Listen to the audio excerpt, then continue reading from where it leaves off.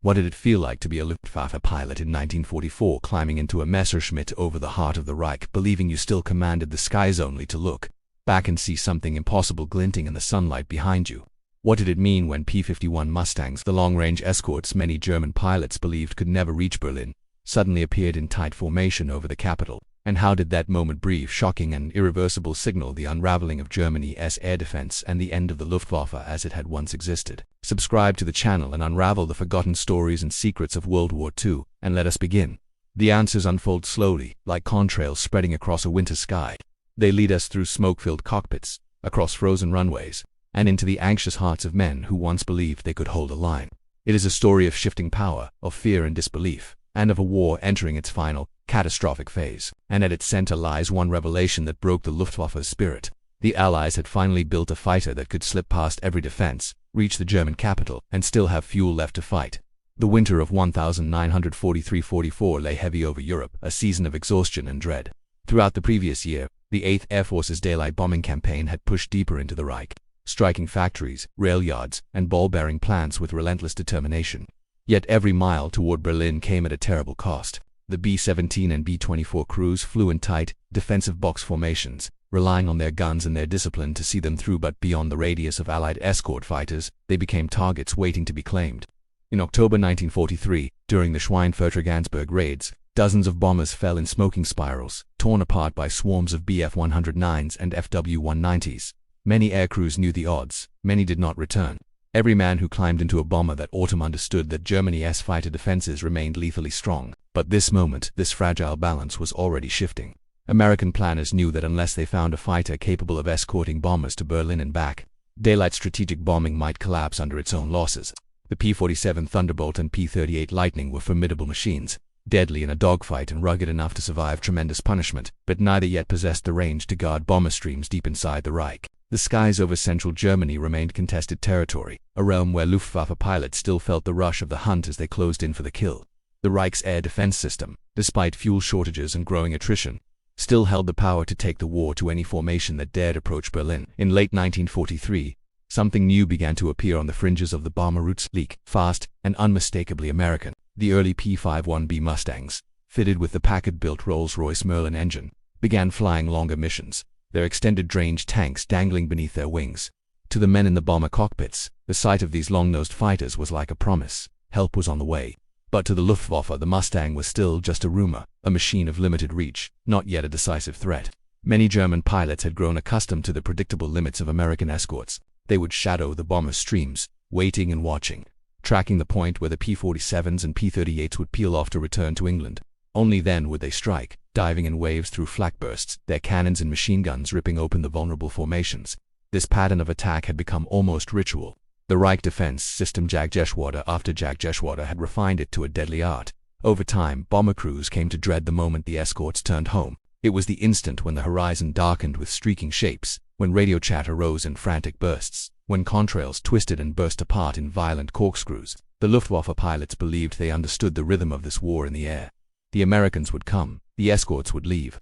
The kill began, but in early 1944, without announcement or fanfare, the rhythm changed. The Mustangs were coming farther, quietly, incrementally, almost imperceptibly at first. But each week, their range pushed deeper, their tactics sharpened, their confidence grew. And then, on March 6, 1944, during the first major daylight raid against Berlin itself, everything the Luftwaffe believed about air superiority shattered in the span of minutes. For the men flying out of Jagdgeschwader 11, 26 and 54, the morning began like so many others, a scramble order. Engines coughing in the cold, mechanics yanking chocks away from landing gears slick with frost, the howl of Daimler-Benz and BMW engines settling into a rising roar. They launched from airfields scattered across central Germany, from Wernichen to Rechlin, racing to intercept the bomber stream crossing the German frontier. Reports filtered through command posts, hundreds of American heavy bombers approaching in waves, their altitude climbing, their formation tight. To the ground controllers, it was clear that this was no probing strike. This was a message aimed directly at the heart of the Reich. As the bombers passed through the cloud layers near Hanover, German pilots lined up for the familiar pattern of attack. They waited for the escorts to turn back. They scanned the sky for the Thunderbolts and Lightnings that usually hovered along the flanks. But instead of seeing American fighters peeling away and banking west, they saw something else: fighters holding formation. Steady and unwavering. Still there at the very limit of what German pilots believed was possible. Some pilots later recalled a moment of confusion, a sense that something was wrong with the timing. Others remembered a flicker of disbelief. And then came the shock. Those fighters weren't thunderbolts. They carried the long, glossy wings and razor-sharp noses of the P-51 Mustang, and they were still climbing. What happened next became one of the most decisive turning points in the air war. The Mustangs didn't merely escort the bombers, they plunged forward, sweeping ahead and above, hunting for the Luftwaffe before the Luftwaffe could hunt the bombers. This shift from defensive escort to offensive counter-air was profound. Where previous escorts had hovered protectively near the bomber boxes, the Mustangs surged outward, seeking to dismantle the enemy fighter force itself. To the men of the Luftwaffe, it was disorienting. For years they had chosen the moment of attack, dictating the tempo of battle. Now, they were the ones being hunted. Over Berlin itself, the moment crystallized. Several Luftwaffe pilots recounted glancing behind them as they maneuvered into attack formations, expecting clear skies. Instead, they saw Mustang silhouettes sliding into position with predatory calm, their profiles unmistakable even through cockpit haze. That instant when German pilots realized that the Americans had brought fighters all the way to the capital marked the collapse of any lingering illusion that the Reich still owned its airspace. The psychological impact of that revelation rippled far beyond the day's losses. It meant the Americans now possessed what many Luftwaffe leaders feared most: a fighter that could escort bombers from England to Berlin and back, eliminating the window in which German defenders had relied on bomber vulnerability. It meant the Luftwaffe no longer controlled the terms of engagement. And it meant that from this point forward, every German fighter unit faced a relentless, unending pressure that would grind them down month after month. The fighting that day was fierce and chaotic. The Mustangs excelled in high-altitude maneuvering, their Merlin engines purring even at the edge of their operational ceiling. They could climb faster than the Bf-109G, turn tighter than the FW-190A, and dive with extraordinary stability. But it was not just performance that made them so devastating, it was endurance. They could stay in the fight longer, chase deeper, pursue retreating German fighters as they fell back to scattered airfields.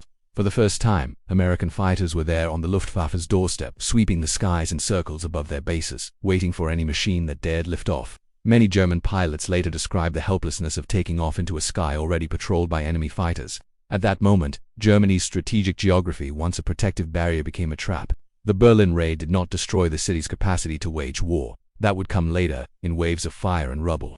But it destroyed something more fragile and more vital: the Luftwaffe's strategic confidence. In the following weeks, long-range escort operations became routine. The P-51s refined their tactics, breaking into free hunt groups that prowled ahead of bomber streams in wide arcs. They targeted not just interceptors but also trainers, reconnaissance aircraft, even transport planes, anything that could move, anything that flew, anything that might one day carry a pilot into combat. The goal was systematic and brutal: to gut the Luftwaffe at its source. Records from the spring of 1944 show staggering attrition in German fighter units, not only in aircraft but more critically in pilots. Germany could still produce planes. What it could not replace were the men who flew them.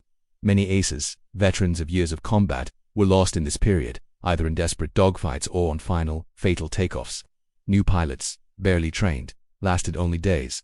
Some never survived their first mission. American fighter groups, meanwhile, rotated seasoned pilots with new replacements who benefited from rapidly improving training systems and home-front resources. Germany no longer possessed by the summer of 1944. The Luftwaffe was a force still capable of moments of ferocity but increasingly hollowed out.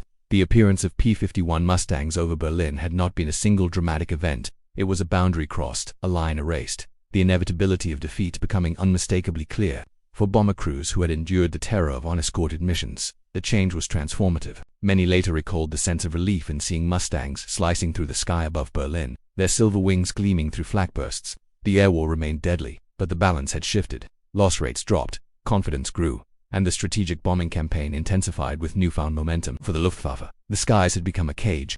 Every attempt to intercept bomber formations meant flying into a gauntlet of Mustang patrols. Every day brought new losses, and every loss chipped away at the capacity to defend the Reich. By the time the Normandy invasion began in June 1944, the Luftwaffe could barely muster a fraction of the air strength that had once defined it. Allied fighters roamed with near impunity, striking airfields, rail lines, and convoys in a seamless sweep of dominance. The appearance of the P-51 Mustang over Berlin had signaled the beginning of the end, not because it destroyed the Luftwaffe in a single blow, but because it exposed a truth that could no longer be denied.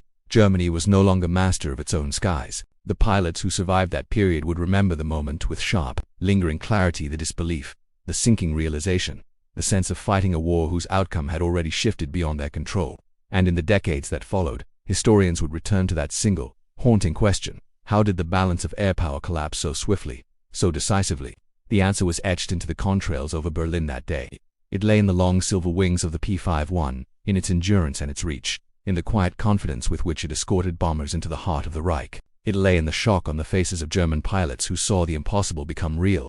And it lay in the understanding felt in cockpits across Germany that the war had entered its final, irrevocable descent. The shock of those first Mustangs over Berlin did not fade with time. If anything, it deepened in the months that followed, settling like a weight on the shoulders of every Luftwaffe pilot who climbed into a cockpit. For men who had once fought with the confidence of hunters, the war had changed into something harsher, more desperate, a daily gamble in a sky they no longer controlled. And yet, despite the shifting tide, they continued to fly, driven by duty, fear, camaraderie, or the stubborn hope that somehow their skills might still turn the tide. But the truth had already taken root in every command bunker from Berlin to Vienna.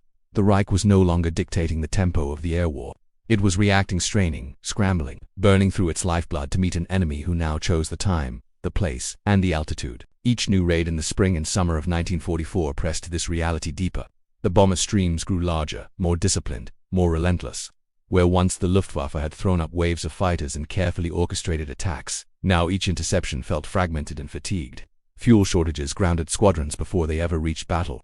Maintenance crews worked in dimly lit hangars scavenging parts from wrecks. Newly minted pilots were rushed through abbreviated training programs, having practiced gunnery only against stationary targets or towing aircraft. They entered the war with trembling hands and the haunted look of men who knew they had been sent too soon. Some managed to find brief moments of triumph. Many never returned from their first engagement. The Luftwaffe's greatest aces, men like Walter Nowotny and Egon Meyer, were gone, some killed in combat, others exhausted by years of continuous fighting.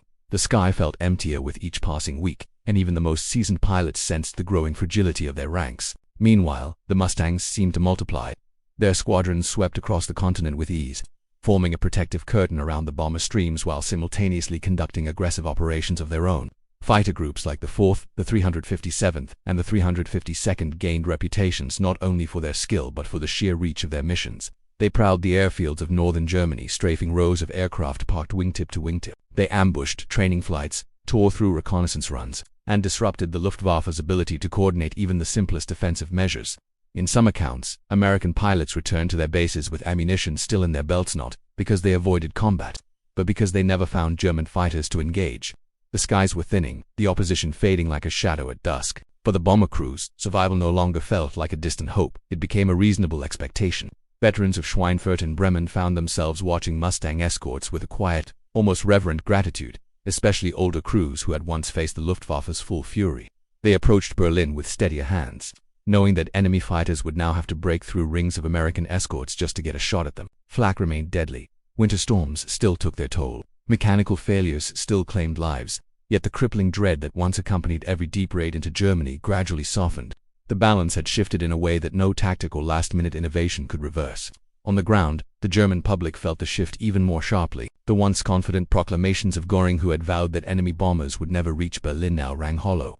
Air raid sirens wailed with increasing frequency. The thunder of American bombers became a grim, daily presence. Civilians peered upward through smoke-filled streets, witnessing formations so vast they seemed to blot out the sun. Many still clung to propaganda, to the belief that new wonder weapons or last-minute miracles would save them. But among those who lived close to airfields or worked in aircraft production plants, the truth was inescapable. The Allies held the skies. The Mustangs were the proof. By the autumn of 1944, the Luftwaffe's ability to mount coordinated defense had deteriorated beyond repair. Reports from surviving pilots spoke of chaotic intercepts, of arriving at a battle too late or alone, of diving into bomber formations only to be driven off by swarms of escorts they never saw coming. Even the introduction of advanced aircraft, like the Me-262 jet fighter, could not alter the strategic reality. There were too few jets, too little fuel, too little time, and hovering over every German airfield, circling patiently like sentinels, were the P-51s. Looking back, historians often marked that moment in early 1944, the moment the Mustangs reached Berlin, as the symbolic breaking point, not because it decided the war in a single day, but because it revealed a truth that both sides understood instantly. Germany could produce aircraft, but not pilots. It could defend cities, but not its airspace. It could still inflict damage, but it could no longer shape events. The initiative had passed irrevocably to the Allies, carried on the wings of a fighter that combined speed, range, and adaptability in a way no Luftwaffe pilot had expected to see over his homeland. For those who flew and survived, the memory remained sharp. Some described it with bitterness, others with resignation, a few with relief. Many Luftwaffe veterans later admitted that by 1944 they were fighting less for victory and more for survival of themselves, their comrades, their families beneath the bombs. When they looked back and asked when the turning point came, many returned to that clear, cold day when the Mustangs appeared over Berlin. That was when they saw the future of the air war written in metal and exhaust, and knew that no amount of courage could alter what was coming. And so the war ground on, through the brutal winter of 1944-45, through the last desperate sorties and shattered airfields, through the final collapse of the Reich.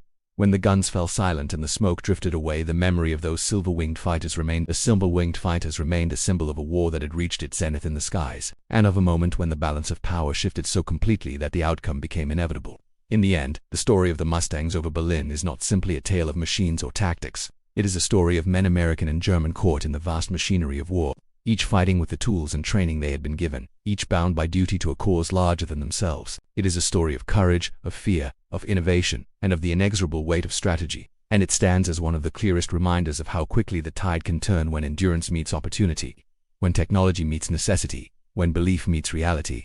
For the Luftwaffe pilots who looked back that day and saw the Mustangs closing in, the moment was unforgettable. For history, it marked the beginning of the end, and for us, it remains a vivid reminder of the day the sky over Berlin changed forever. If you've stayed to the end, you're one of the few who still wants the truth. Subscribe, and together, we'll uncover every secret the Second World War tried to keep buried.